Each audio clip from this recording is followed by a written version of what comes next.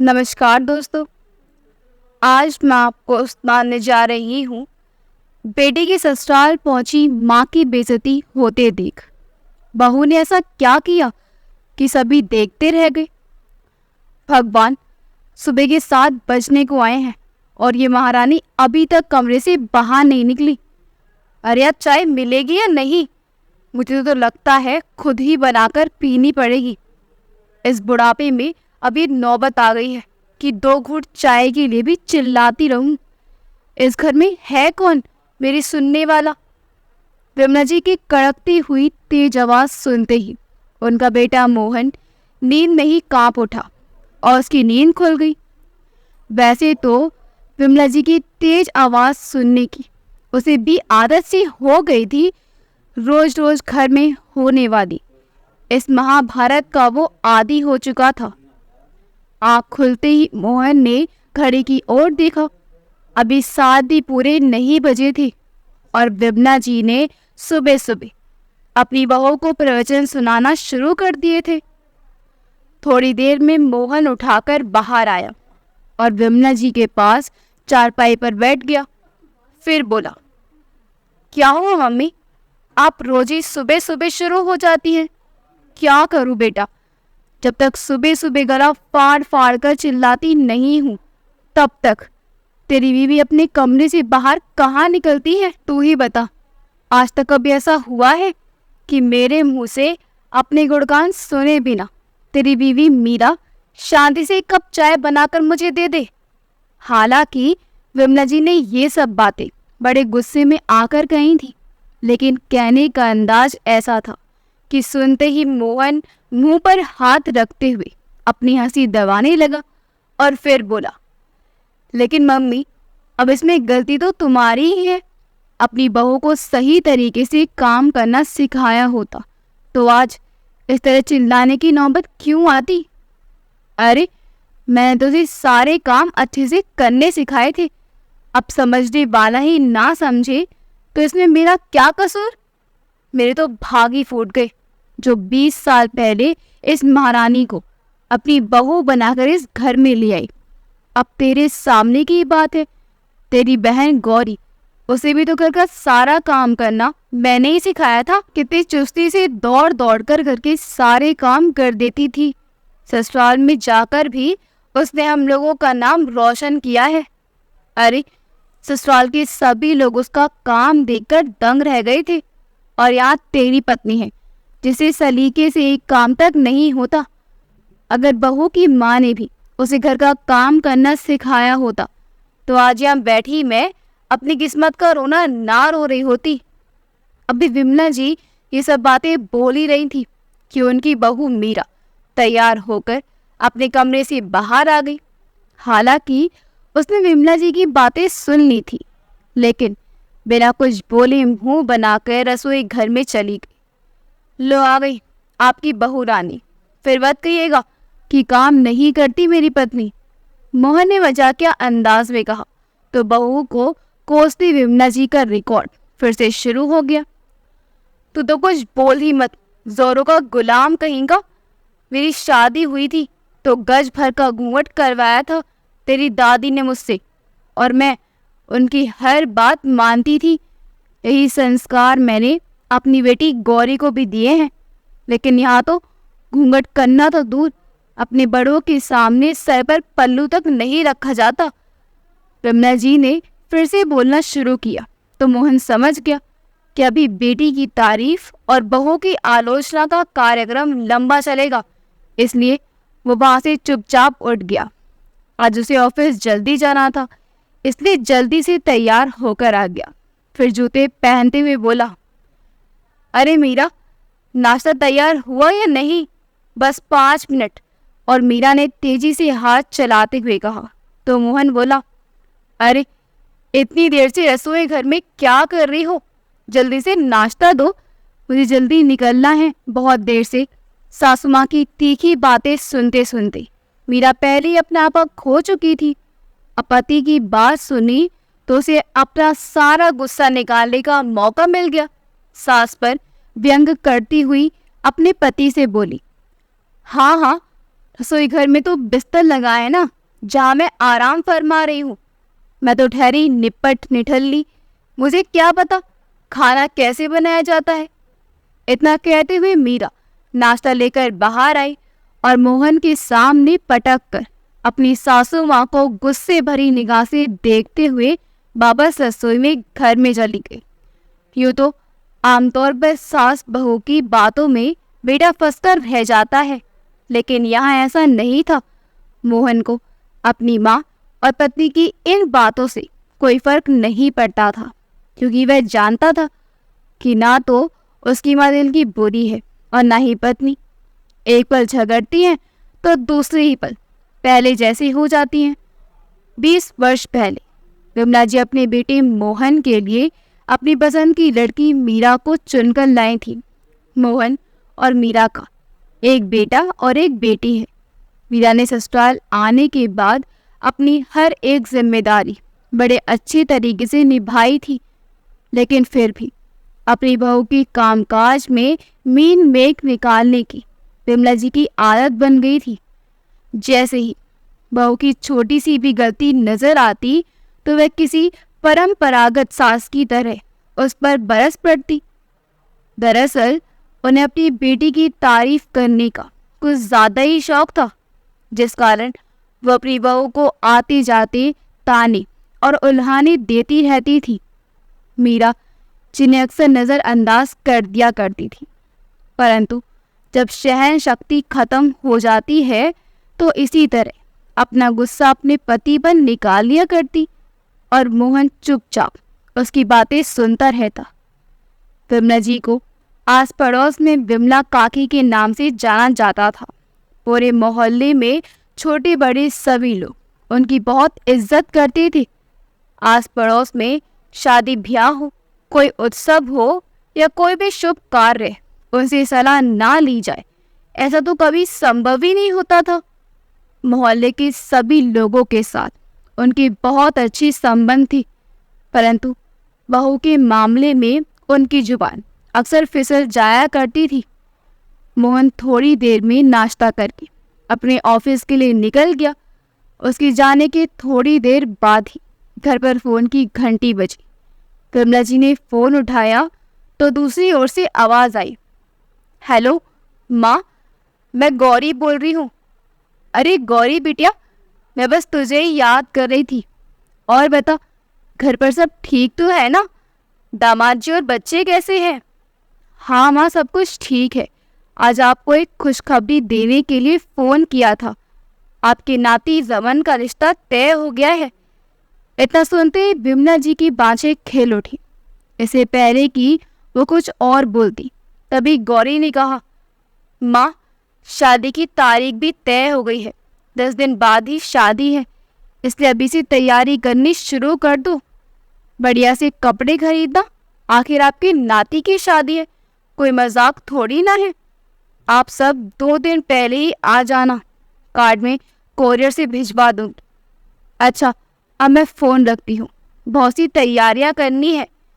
नाती की शादी के समाचार से जहाँ एक ओर विमला जी बहुत उत्साहित हो गई, तो वहीं दूसरी ओर चिंता के कारण उनके पसीने छूटने लगे कि आखिर सारी तैयारियां कैसी होंगी।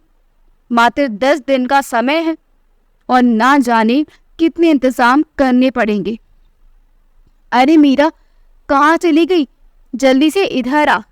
चिंतित स्वर में उन्होंने अपनी बहू को आवाज दी, तो उनकी बहू मीरा, जो सासू माँ के ताने उल्हानों से परेशान होकर कमरे में जा बैठी थी, उनकी आवाज़ सुनकर तुरंत दौड़ी चली आई। क्या हुआ माँ जी, क्या बात है? अरे बहू, गौरी का फ़ोन आया था, बता रही थी कि रमन का रिश्ता तय हो गया है। 10 दिन में ही शादी है और हमें 2 दिन पहले आने को बोला है। मुझे तो चिंता हो रही है कि सारे इंतज़ाम कैसे होंगे। अरे माँ जी, ये तो बहुत अच्छी बात है और तैयारी की चिंता आप मत कीजिए, मिलजुल कर करेंगे तो सब इंतजाम हो जाएगा, मीरा ने कहा। और फिर दोनों सास बहू आपसी वैर विरोध भूलकर शादी की तैयारियों के लिए विचार विमर्श में मशगूल हो गई। वैसे तो विमला जी के हाथ पांव फूलने भी जायज़ था, क्योंकि उनका दामाद एक बहुत बड़ा व्यापारी था और नोएडा में रहने वाले बेटी दामाद का रहन सहन बहुत ऊंचा था। जिस समय उनकी बेटी की शादी उनके दामाद से हुई थी, उस समय तक तो दोनों परिवारों का ओहदा एक समान था।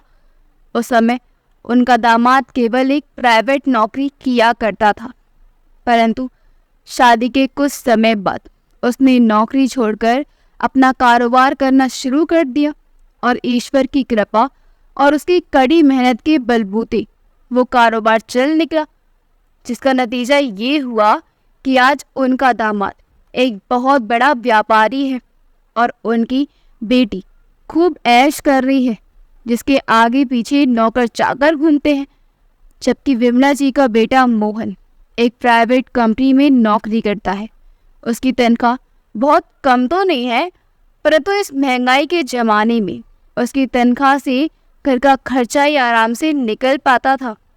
जीजा और साले की कमाई में बहुत अधिक अंतर आ गया था और जैसे जैसे समय बीतने लगा, ये अंतर दोनों परिवारों के संबंधों के बीच भी दूरियों का कारण बनने लगा। अब तो आलम ये हो गया कि मायके में जाकर रहना तो दूर, गौरी अपनी माँ से मिलने के लिए भी वहाँ नहीं आती थी। हालांकि समय के साथ साथ रिश्तों में दूरियां बन गई थी, परंतु आखिर थे तो खून के रिश्ते। दुख सुख में वही खून के रिश्ते तो सबसे पहले याद आते हैं। इसलिए विमला जी और उनकी बहू झट से शादी की तैयारियों में जुट गई। सब कुछ सोचने विचारने के बाद विमला जी उठकर अपने कमरे में गई और अलमारी में से अपनी एक पुरानी सोने की अंगूठी निकाली और फिर अलमारी के लॉकर में से बैंक की एफडी का एक कागज निकाला। फिर अपनी बहू से बोली, मीरा, कल बाजार जाकर अंगूठी का दाम निकलवा लेते हैं और इसे बेच देते हैं, और ये 20,000 की एफडी है। मोहन से कहकर इसे भी तुड़वा लेती हूँ। आखिर बेटी के घर जा रहे हैं तो सबके कपड़े तो लेकर जाने ही होंगे, साथ में नई बहू के लिए एक अंगूठी भी बनवा लेते हैं। जी माँ जी, आप बिल्कुल ठीक कह रही हैं। मीरा ने अपनी सासू माँ की हाँ में हाँ मिलाई और फिर अपने काम में लग। रात को मोहन जब घर आए तो विमला जी ने उसे उसके भांजे रमन की शादी का समाचार सुनाया और सारी तैयारियों के बारे में विचार विमर्श करने लगी। तो मोहन बोला, 2 दिनों में मुझे तनख्वाह मिल जाएगी, उसके बाद हम सारी तैयारी कर लेंगे। तो विमला जी ने कहा, नहीं बेटा, तो बस ट्रेन की टिकट बुक करवा देना और फिर घर खर्च के लिए भी तो पैसों की ज़रूरत है।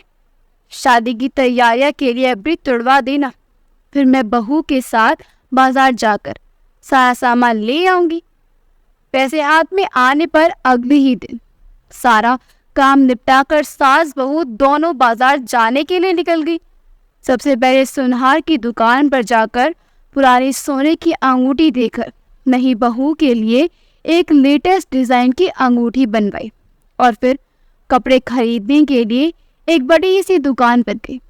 परंतु कपड़ों की दुकान में जाकर देखा तो कीमत तो आसमान छू रही थी और कपड़े भी बेटी के स्टैंडर्ड के अनुसार खरीदे थे।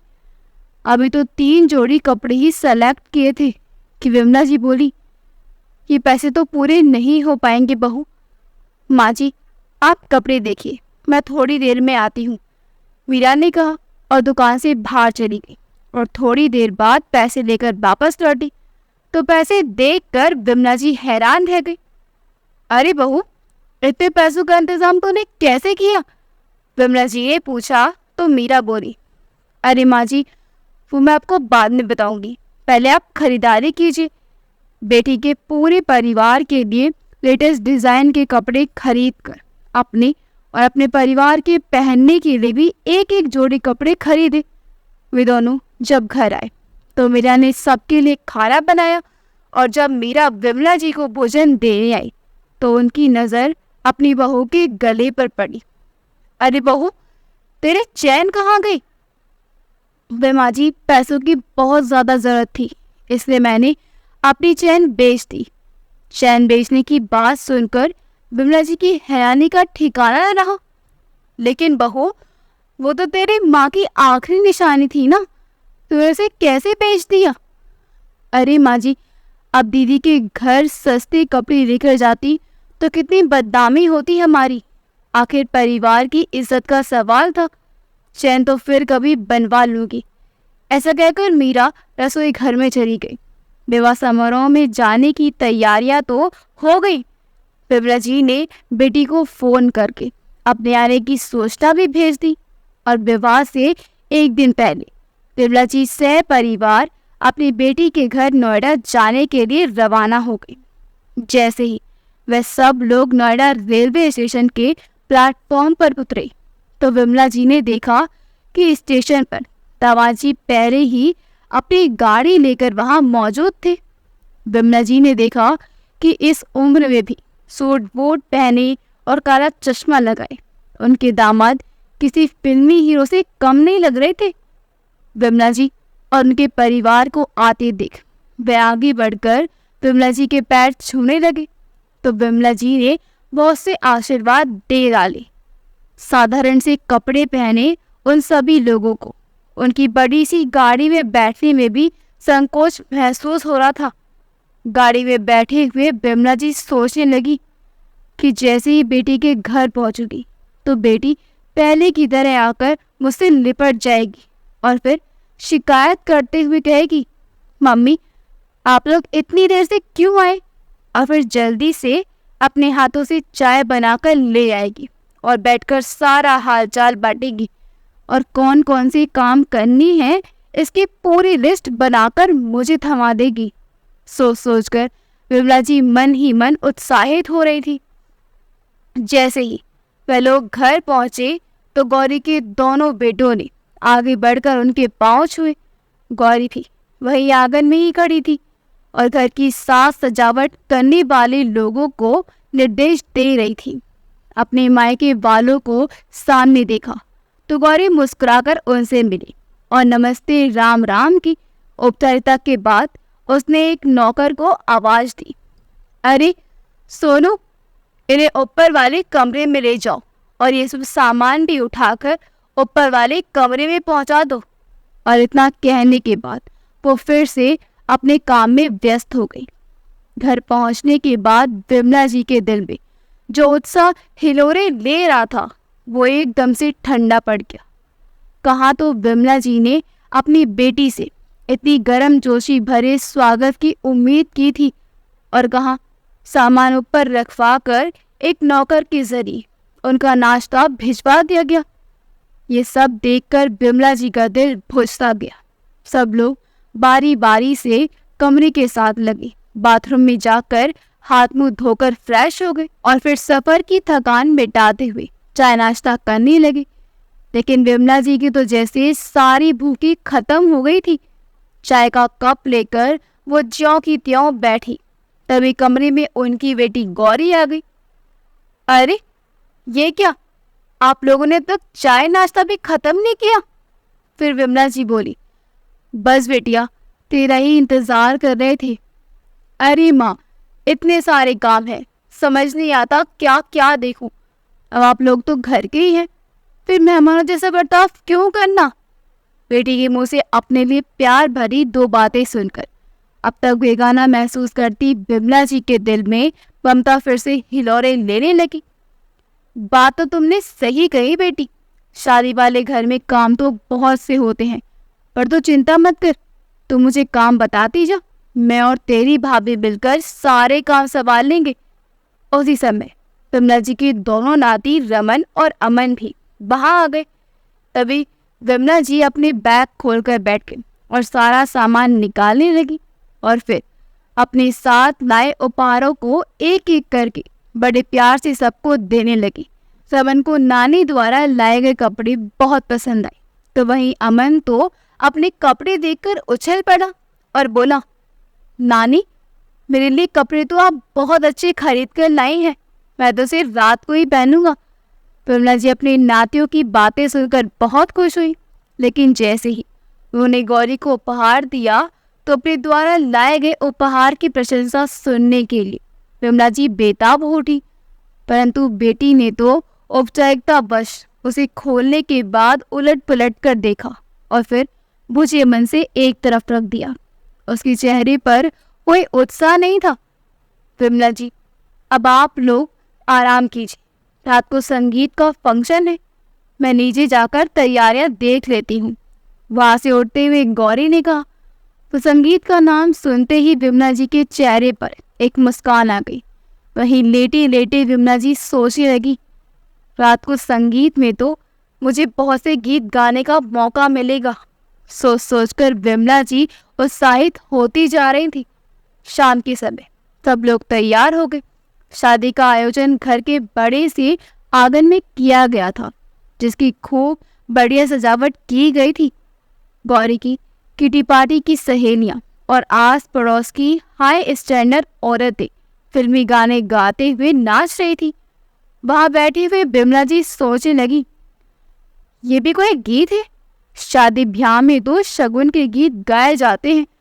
वो बैठे हुए इंतजार करने लगी कि कब उनकी बेटी उन्हें शगुन के गीत गाने को कहेगी, परंतु वो तो अपनी हाई सोसाइटी की सहेलियों के साथ नाच गाने में मशगूल थी। उसे इतनी फुर्सत ही कहाँ थी कि विमला जी को भी एक दो गीत गाने के लिए कह देती, जबकि वो जानती थी कि उसकी माँ को शादी ब्याह में गीत गाने का कितना शौक है। थोड़ी ही देर में डीजे पर ऊंची ऊंची आवाज में फिल्मी गाने बजने लगे और विमला जी का गीत गाने का शौक मन ही मन में रह गया। बेटी ने उन्हें किसी से मिलवाया तक नहीं। ऐसे औपचारिकता माहौल में वो केवल एक मुक्त दर्शक बनकर रह गई थी। थोड़ी ही देर में खाना शुरू हो गया तो विमला जी को एक कुर्सी पर बैठाकर उनकी बहू उनके लिए खाने की थाली लेकर आ गई। मोहन भी वहीं बैठकर बच्चों के साथ खाना खाने लगा। आज वो भी स्वयं को बहुत अकेला और उपेक्षित महसूस कर रहा था। खाना खाने के बाद सब लोग कमरे में आ गए। सब मेहमानों के जाने के बाद गौरी अपने हाथ में कुछ सामान लिए उनके कमरे में आई और अपनी भाभी मीरा से बोली, अरे मैं तो मेहमानों में इतनी व्यस्त हो गई कि आप लोगों के पास ही आ ही नहीं पाई। आपने ठीक से खाना तो खाया है ना? अरे दीदी, आप बिल्कुल चिंता मत करो, हम सब ने खाना खा लिया है। हम कोई पराये थोड़ी ना है जो बार बार आपको कहना पड़ेगा। अपनी बहू का ये जवाब सुनकर विमला जी बहुत प्रभावित हुई। अच्छा मम्मी जी, आपकी नाती की शादी की खुशी में मैं आप सब लोगों के लिए कुछ उपहार लेकर आई हूँ। ऐसा कहते हुए मीरा ने सबके हाथों में एक एक थैला पकड़ा दिया। ये देखकर विमला जी हैरान रह गई और मीरा बोली, अरे मम्मी जी, शगुन के तौर पर मेरी तरफ से भी तो आपको कुछ देना बनता है ना। ये आप सब लोगों के लिए कपड़े हैं और मैं चाहती हूँ कि कल आप सब यही पहने। फिर विमला जी मुस्कुराती हुई बोली, ठीक है, अगर तू यही चाहती है तो यही सही, हम लोग कल यही कपड़े पहनेंगे। थोड़ी देर में सब लोग सो गए, लेकिन विमला जी की आंखों में नींद नहीं थी। शायद नई जगह होने के कारण वहाँ उन्हें नींद नहीं आ रही थी। थोड़ी देर ताज़ी हवा खाने के लिए वह बाहर निकल गई और खुली छत पर टहलने लगी। टहलते हुए विमला जी के कानों में कुछ आवाज़ सुनाई दी। वो आवाज़ उनके कमरे के साथ बने एक दूसरे कमरे में आ रही थी। वो कमरे के पास गई तो गौरी के बेटे रमन की आवाज़ आई, मम्मी, आप शाम को कहाँ गायब हो गई थी? मुझे आपसे कुछ काम था। अरे कुछ नहीं, थोड़ी देर के लिए बाजार चली गई थी। तुम्हारी नानी, मामा मामी और उनके दोनों बच्चों के लिए अच्छी क्वालिटी के कपड़े खरीदने थे, वरना कल शादी के समय ये लोग वही पुराने फैशन के घटिया कपड़े पहनकर तैयार हो जाते। तुम्हारी शादी में कितने हाई स्टैंडर्ड के लोग आने वाले हैं। अगर उन्हें पता चल गया कि गवारों जैसे दिखने वाले लोग मेरे मायके वाले हैं तो मेरी कितनी बेइज्जती हो जाती। अभी लोग तो मुंह उठाकर घटिया और सस्ते कपड़े पहन कर आ गए हैं, लेकिन मुझे तो अपनी इज्जत का ख्याल रखना ही पड़ेगा ना। लोगों के मायके से शादी ब्याह पर ना जाने कितने उपहार आते हैं और एक मेरे मायके वाले हैं घटिया से कपड़े उठाकर ले आए हमारे लिए। मेरी इज्जत का भी तो उन्हें बिल्कुल भी ख्याल नहीं रहा। अरे जितना सामान वो लेकर नहीं आए उससे कहीं ज्यादा खर्च तो मैं उनके ऊपर कर चुकी हूँ। गुस्से भरे स्वर में गौरी बोलती जा रही थी। तभी रमन बोला, बस कीजिए मम्मी, आप कैसी बातें कर रही हैं? मामा मामी और नानी वे सब हमारे अपने हैं, और जिन उपहारों को आप घटिया बता रही हैं वे उपहार वो लोग कितनी मुश्किल से खरीद कर लाए होंगे, इसका अंदाजा भी है आपको? उन उपहारों में उनका प्यार छिपा है, लेकिन ये बात आप नहीं समझ पाए। ये बातें सुनते ही विमला जी के कान तो जैसे सुन ही हो गए। उन्हें ऐसा महसूस हुआ कि जैसे अचानक से कोई तीर आकर उनके कलेजे को चीर गया हो। किसी असहनीय पीड़ा से वो छटपटा गई। बेटी के प्रति अंधी ममता और प्रेम वो तो भूल ही बैठी थी कि अब उसका स्टैंडर्ड उनसे कहीं ज़्यादा ऊंचा उठ गया है। इतना ऊंचा कि अब वो खून के रिश्ते भी उसके आगे छोटे पड़ गए हैं। जिससे ममता की छांव में वो पली बड़ी थी, जिनकी उंगलियों पकड़कर चलना सीखी थी, आज ऊंचाइयों पर पहुंचते ही उसे वही माँ फूहड़ गवार और कंगाल दिखने लगी थी। आज एक माँ का ओहदा इतना छोटा हो गया कि उसका परिचय करवाने से भी उसकी इज्जत में दाग लग जाते हैं। बेटी को दिए जिन संस्कारों पर आज तक मैं नाच करती आई थी, उन्हीं संस्कारों की नींव इतनी खोखली हो गई कि उसी नींव पर खड़ी रिश्तों की इमारत टूटकर धराशायी हो गई।